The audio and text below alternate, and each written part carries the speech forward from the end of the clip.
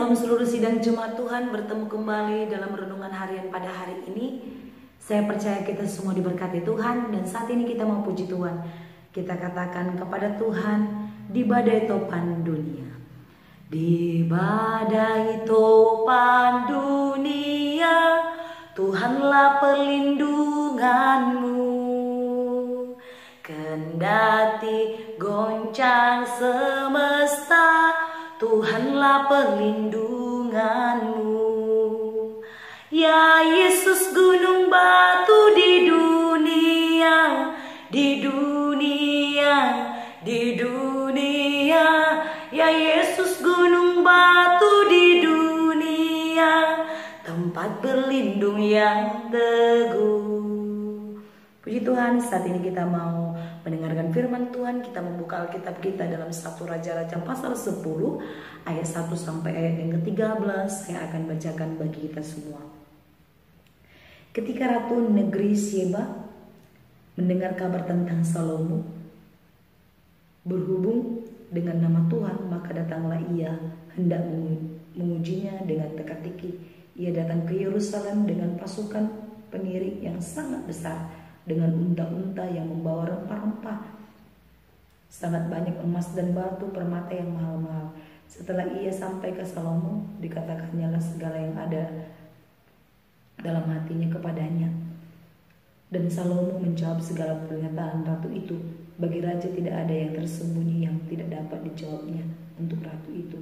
Ketika Ratu negeri Sheba melihat segala hikmat Salomo dan rumah yang telah didirikannya, makanannya di mejanya, cara duduk pegawai-pegawainya, cara pelayan-pelayannya melayani dan berpakaian, minumannya dan korban bakaran yang biasa dipersembahkan di rumah Tuhan, maka tercenganglah ratu itu. Dan ia berkata kepada raja, benar juga kabar yang kudengar di negeriku tentang engkau dan tentang hikmatmu. Tetapi aku tidak percaya perkataan-perkataan itu sampai aku datang dan melihatnya dengan mataku sendiri. Sungguh setengahnya pun belum diberitahukan kepadaku. Dalam hal hikmat dan kemakmuran engkau melebihi kabar yang kudengar.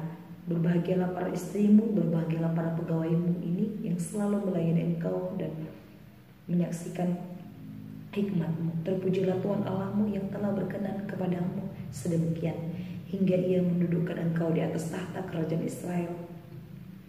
Karena Tuhan mengasihi orang Israel untuk selama-lamanya, maka ia telah mengangkat engkau menjadi raja untuk melakukan keadilan dan kebenaran. Lalu diberikannya kepada raja 120 talenta emas dan sangat banyak rempah-rempah dan batu permata yang mahal-mahal. Tidak pernah datang lagi begitu banyak rempah-rempah seperti yang diberikan Ratu negeri Sheba kepada Raja Salomo itu.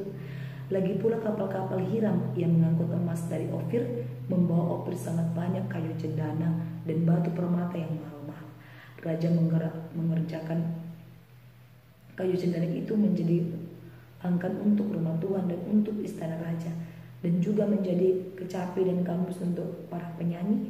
Kayu cendana seperti itu tidak datang dan tidak kelihatan lagi sampai hari ini. Raja Salomo memberikan kepada Ratu Sheba segala yang dikehendakinya dan yang dimintanya, selain apa yang telah diberikannya kepadanya sebagaimana layak bagi raja. Lalu ratu itu berangkat pulang ke negerinya bersama-sama dengan pegawai-pegawainya. Puji Tuhan, kita sudah membaca dari ayat pertama sampai ayat yang ke-13 dalam pasal yang ke-10. Dan saat ini saya mau membagikan tema bagi kita semua, yaitu kunjungan Ratu negeri Sheba. Sekali lagi, kunjungan Ratu negeri Sheba. Jemaat yang diberkati Tuhan, seperti biasa saya akan menjelaskan sedikit bagaimana Salomo dalam proses mendirikan bait Allah. Dan ketika bait Allah itu sudah selesai, istananya sudah selesai, dan dalam segala sesuatu yang dia lakukan hanya untuk kemuliaan bagi nama Tuhan, bukan untuk kemegahnya. Dan kita mengetahui bahwa Raja Salomo adalah raja yang penuh hikmat, raja yang penuh keadilan, raja yang benar-benar memiliki iman kepada Tuhan. Jemaat yang diberkati Tuhan, kita melihat di sini bagaimana kunjungan dari Ratu negeri Sheba melihat istana Salomo, melihat istana yang dibangun oleh Raja Salomo, dan melihat bait Allah yang begitu megah. Dia terheran-heran sampai dia berpikir, dia tidak percaya bahwa Salomo itu adalah memiliki bait Allah yang megah, memiliki rumah atau istana yang megah, dan memiliki hikmat yang benar-benar dari Tuhan. Dia tidak percaya, sehingga ketidakpercayaan membuat dia memberanikan diri untuk mengunjungi, langsung datang ke tempat tersebut, langsung datang ke istana, langsung datang ke bait Allah. Dan Ratu Sheba melihat, sungguh apa yang dia dengar dari orang tentang Raja Salomo belum seberapa dari apa yang dia lihat pada kenyataannya. Hanya masih setengahnya saja. Bahkan belum sampai setengahnya saja apa yang diceritakan orang tentang Raja Salomo. Ketika dia sampai di istana Salomo dan kemudian dia melihat bait Allah yang sudah didirikan, dia begitu terkagum-kagum. Dia tercengang, dia heran bahwa benar apa yang dikatakan orang tentang Raja Salomo memang benar-benar luar biasa. Sehingga Ratu Sheba, karena dia terkagum melihat istananya, melihat bait suci, bahkan lihat pegawai-pegawainya yang begitu rapi, yang begitu tertib, bahkan minuman, bahkan segala hidangan di atas meja istana luar biasa. Pegawai-pegawai yang melayani luar biasa. Dia melihat, dia begitu tercengang dan begitu terkagum. Sehingga dia, karena dia begitu terkagum, apa yang dia lakukannya? Dia memberikan emas, dia memberikan apa yang dia bawa kepada Raja Salomo. Dan juga dia begitu heran, bukan cuma istana tempat tinggalnya saja begitu megah, tapi rumah Allah, bait Allah yang dibuatnya untuk memuliakan nama Tuhan, dia juga membuatnya begitu indah. Dan juga Ratu Sheba, dia melihat Raja Salomo mempersembahkan korban bakaran kepada Tuhan, bukan asal-asalan, tapi memang benar-benar dia memberikan yang terbaik untuk Tuhan.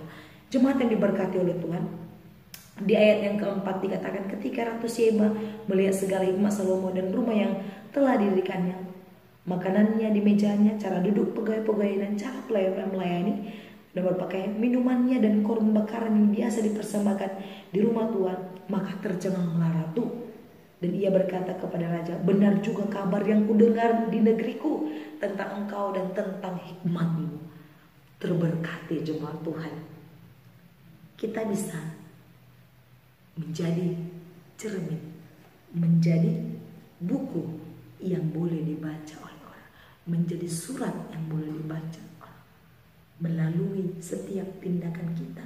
Terkadang orang tidak percaya, oh si ini itu orangnya hebat, dia kaya, dia pintar.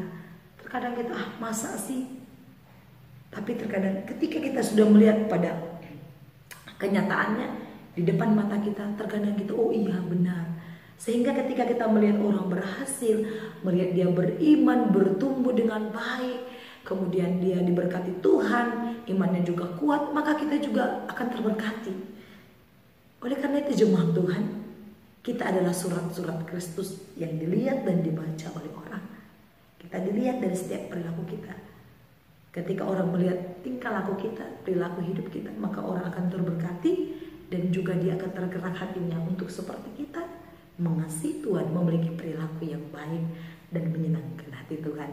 Jemaat Tuhan, saya percaya dari hikmat Salomo, dari kunjungan Ratu Sheba ke istana Salomo, itu menjadi pelajaran penting bagi kita bahwa orang bisa diberkati melalui setiap perbuatan kita. Orang bisa berubah, orang bisa percaya kepada Tuhan melalui setiap tindakan kita. Dan itu adalah cara Tuhan. Terkadang itu menjadi cara Tuhan supaya orang kembali kepada Tuhan. Puji Tuhan, demikian firman Tuhan. Mari kita berdoa.